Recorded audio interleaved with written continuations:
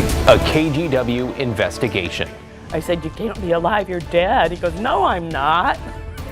I'm quite alive." And an unbelievable medical mix-up. We made life-ending decisions for a person we don't even know. The tale of two families and a local hospital that misidentified a patient. Plus, Portland Public Schools starts a search for a new home base. It's a great vision, and this is a key piece of it. Their plan to help restore a neighborhood where hundreds of black families were forced out. But first, restoring honor to military veterans kicked out for being gay. There's so much pain associated with it, and it's wrong. The bill being championed by a local congresswoman aimed at righting that wrong. Thanks for joining us at 11. I'm David Molko. And I'm China Green. The bill introduced this week would upgrade military discharges for those expelled because of their sexual orientation. It comes more than a decade after the repeal of Don't Ask, Don't Tell. Alma McCarty joins us. Alma, you first talked with a mother last year who worked hard to restore her son's honors. How would this bill help others like him? Well, David, China, the bill would require the Department of Defense to proactively upgrade discharges, a process that right now can take a long time for veterans and their families. The Recover Pride in Service Act was introduced by Representative Lori Chavez DeRemer. She tells me it's a simple solution to right a historical wrong, but that Portland mother says nothing about this is simple. He had an enormous amount of self-confidence, probably too much, if truth be known. And it took all of that out of him. Not a day goes by that Cheryl Gardner doesn't think of her son, Martin Cerezo, and what he went through as a young man, serving in the Navy. He was so enthusiastic. Oh my gosh, when I saw him in his uniform, and how proud he was to be in his uniform. And they took all of that away from him. And every time he tried to fix it, it was being taken away from him again. In 1990, after serving only 19 months as a sailor, he was given an other than honorable discharge because he was gay. And I still cry over that, obviously. And they need to fix it because I know Martin isn't the only one.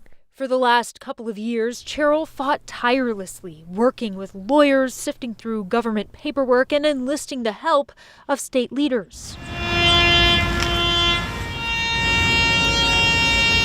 So her son could be buried with full military honors at Willamette National Cemetery.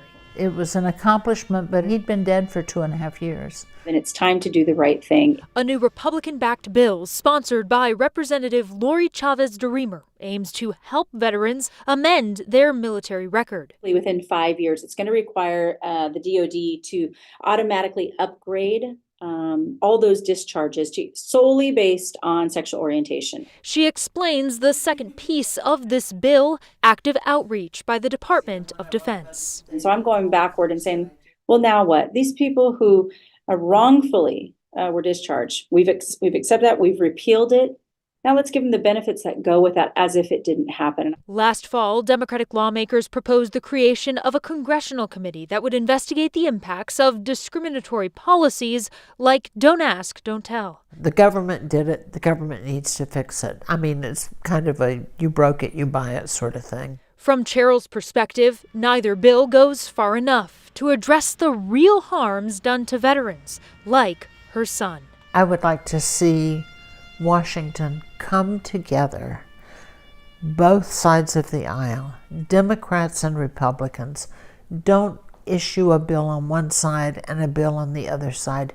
Come together and work seriously together to do something for the people who volunteered to serve this country. Cerezo's mother really hopes to see these veterans get the mental health services, medical care, and drug rehabilitation they may need from any legislation that moves forward. China? Alma, thank you for bringing us that story tonight. A plea deal has been reached in the death of a radio cab driver who was stabbed to death last year. Moses Lopez changed her plea in court today to guilty.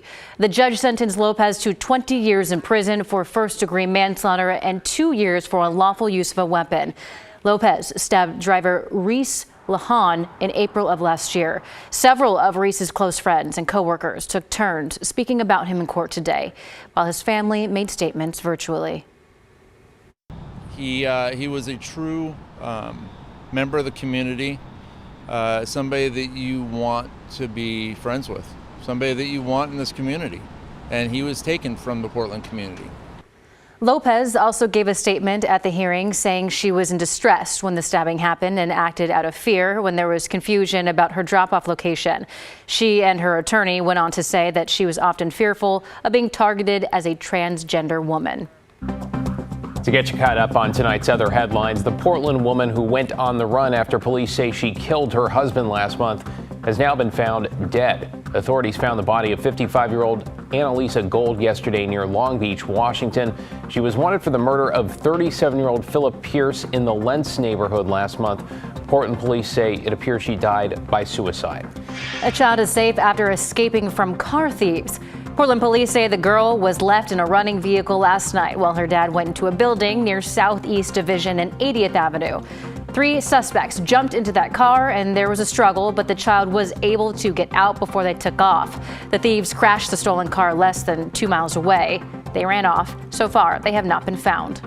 And UPS is planning to lay off hundreds of workers from a North Portland sorting facility. That's according to our partners at the Portland Business Journal. This is expected to impact over 300 workers at the Swan Island location. UPS says it's because volume is down. Tonight, Portland Public Schools is one step closer to selling its district headquarters. As we first reported Tuesday evening, the school board voted to consider selling the building to a nonprofit that is working to restore the city's historically black Albina neighborhood. Though, as Catherine Cook found out, it could be a while before this deal is done. The Matthew Prophet Education Center is Portland Public Schools headquarters. You might know it as that big pink building by the Moda Center, but a lot goes on here. At 360,000 square feet, it's home to payroll and maintenance, warehouse space, and even a musical instrument repair shop. It's the guts of the school district. But years ago, the land it sits on was the heart of Portland's black community. Now, it's one step closer to becoming that again. All in favor, please indicate by saying yes. Yes. Yes. Yes. On Tuesday, the PPS Board of Education passed a resolution to create a timeline and work plan with the Albina Vision Trust. The district would eventually like to sell its headquarters to the nonprofit. However, board members, including Julia Brim Edwards, say the resolution is not a sale or any kind of done deal. I want to be clear what the resolution is. It's setting a direction from the school board to staff to move ahead with working with Albina Vision Trust to potentially sell them our building and to find a new home for the Matt Prophet Education Center. The Albina Vision Trust, or AVT for short, is trying to restore the 94 acres of Lower Albina, much of it acquired by eminent domain from predominantly black community members. AVT Chair Mike Alexander is heartened by support of the idea, which the nonprofit proposed to the board last month. I wanted to acknowledge that this is a transformative and pivotal opportunity for this city, for our children and for our families. Before the district can sell this building, they'll need to find a new one or possibly 2 with AVT's help. But it's unclear where maintenance crews might land. Adam Maurer is a PPS electrician. He's concerned. No thought nor study has been completed, however, to consider the need for a centralized maintenance location allowing expedient access to all the buildings in the district requiring maintenance response. Brim Edwards says the district will tackle those and other concerns as they set criteria for their relocation and sale, one of many milestones along a 12-month timeline they hope will lead them to a more official decision to vote on. It's a great vision, and this is a key piece of it. In North Portland, Catherine Cook, KGW News.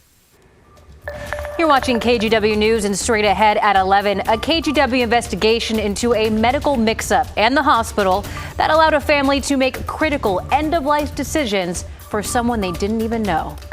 Plus, how a new city program aims to simplify connections between homeless people and outreach workers. And out of the Oregon coast, we had some breaks in the clouds as the sun went down. Just the beginning of the clearing that's going to be with us for several days, as a matter of fact. Still a few showers out there right now, but they are not long for our world. They are ending. We're watching the weekend storm, though. That's going to be a cold one.